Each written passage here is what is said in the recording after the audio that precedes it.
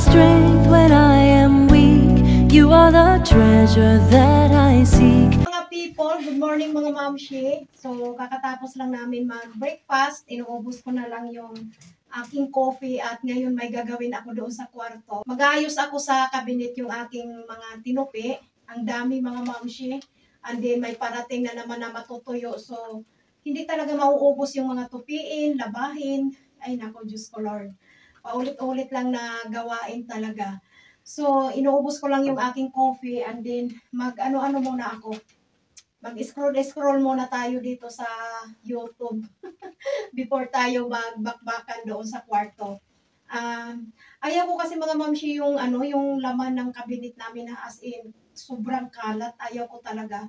Gusto ko yung yung nakaano siya. Gusto ko sana lahat mga naka-organize, lahat dito pajama, pantalon ganun. Kaya lang hindi pwedeng kasi yung cabinet namin isang malaki lang and din yung isang maliit para sa cabinet ng anak ko. So hindi mo ma-organize talaga siya kasi hindi kasya. But okay na yun, at least kahit paano maayos yung pagkasalansa. Ganito pala yung itsura natin. Kakatapos ko lang anong tawag nito? Mag-skincare ko, no? Charis.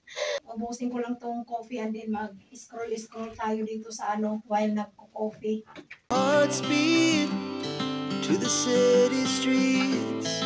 We began to feel the fire. We rise like tall buildings as the chemicals that take us higher. The night's young and it's just mga underwear. So pahuli ko na lang yan. Yan, natupi ko na. So aayusin ko na lang sa cabinet. So nakapantulog pa ako mga mamshi. Pantulog, pangbahay. All around na tong damit na to. Mga maong ko mga mamshi is nandito sa taas. Mga pang winter ko na pang alis. And then dito is mga pangbahay. And then dito may mga jacket na yung mga medyo maninipis lang. Ito sa anak ko to. So mamaya aayusin ko din yung cabinet ng anak ko.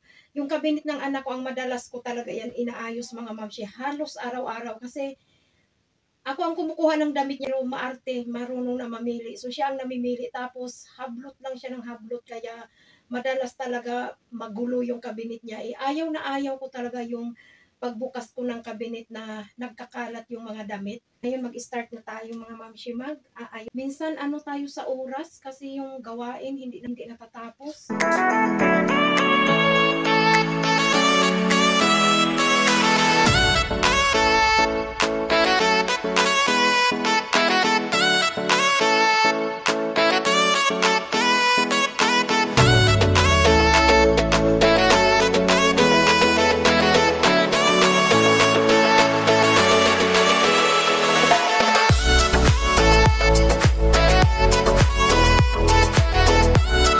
So ito siya is pang party na damit. Binigay ito ng hipag ko kasi yung hipag ko ngayon is siya tumaba. So yung mga iba niyang damit na maliit na sa kanya pinamigay niya sa akin. Punta ka ng kasal, ayan. Pero hindi ko pa ito nasuot. Nung pa ito niya binigay pero hindi ko pa ito nasuot. So ang sexy niya. We'll see kung bagay ba ito sa atin. Kung may party tayong pupuntahan. Baka ito isuot natin. May mga long sleeve ni Dudong. Si Dudong, ang daming mga long sleeve mga mamshi. So ayan, halo-halo na lang ito. And then, ayan. May papakita pala ako sa inyo mga mamshi. Dito kasi sa Turkey yung mga mamshi, banal talaga sa kanila yung bata na tinutuli. Parang pinakabinyag talaga nila yon. But yung pagsiselebrate noon is parang ganun din sa atin, binyag na kung gusto nyo i-celebrate ng bongga or simple lang or hindi kayo mag-celebrate, importante mabinyagan or dito importante matuli yung bata.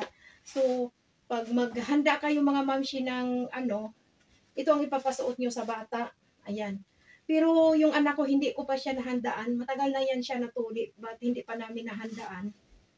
Ito, binigay to ng hipag ko. Ang mahal nito bilhin mga mamshi. Binigay to ng hipag ko kasi yung anak niya, pinaghandaan nila nung Tapos syempre, isang bisis lang naman isuot. Kaya sabi ng hipag ko, pag mag-party kami sa anak ko, so ito ipasuot sa kanya. Para silang king, and then ito yung pinaka ilalim. But maliit na siya mga mamshi, matagal na kasi ito binigay ng hipag ko. hindi naman kami naghanda sa nung natulian ako, hindi ko naman siya pinaghandaan. But we'll see, pwede pa naman. Depende naman yan sa inyo kung kailan yung handaan.